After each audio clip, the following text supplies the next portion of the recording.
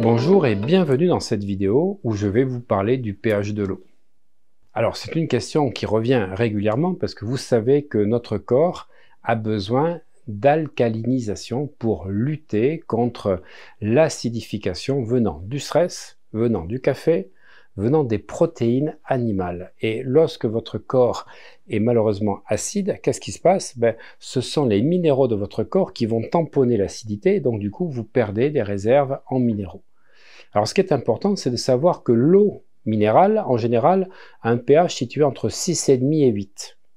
Mais l'eau du robinet se situe entre 4 et 5 de pH. Vous imaginez, l'eau que vous buvez du robinet a un pH de 4 à 5. C'est une eau acide qui rajoute de l'acidité à un corps acide.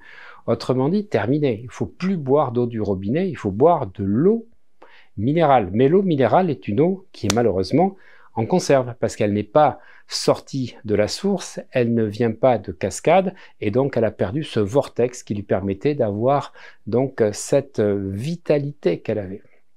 Mais toutes les eaux alcalines ne se valent pas.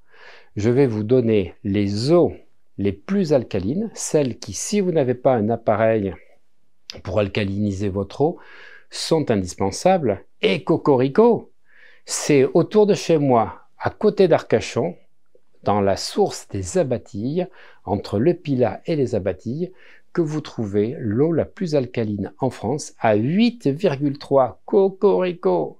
Mais on peut faire mieux avec un appareil que je commercialise qui vous permet d'avoir un pH de 9,5.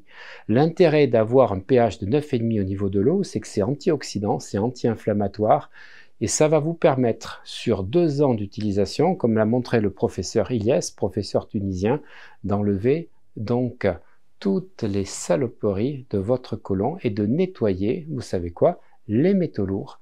Alors, je vous donne le tableau sur les différentes eaux, celles qui sont vraiment cocorico en France, celles les plus alcalines.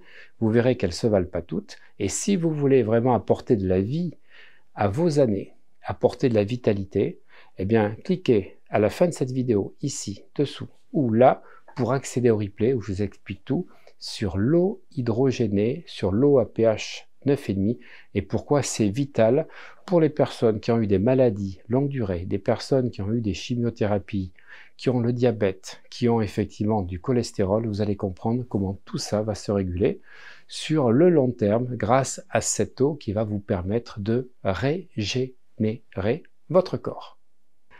Certaines eaux sont déjà naturellement alcalines parce qu'elles sont riches en bicarbonate.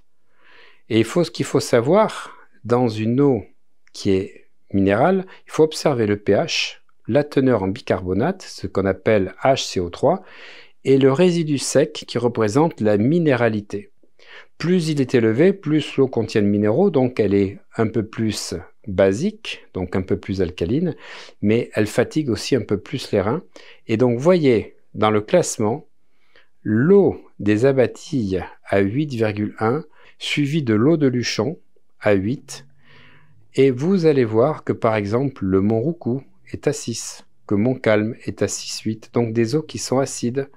Volvic est naturellement à 7.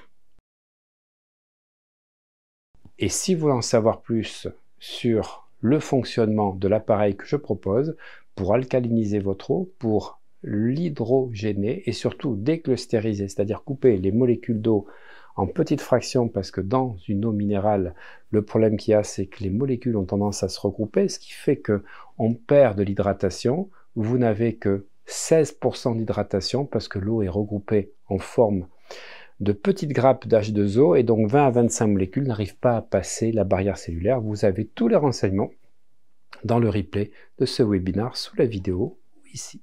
Je vous dis au plaisir ou à bientôt.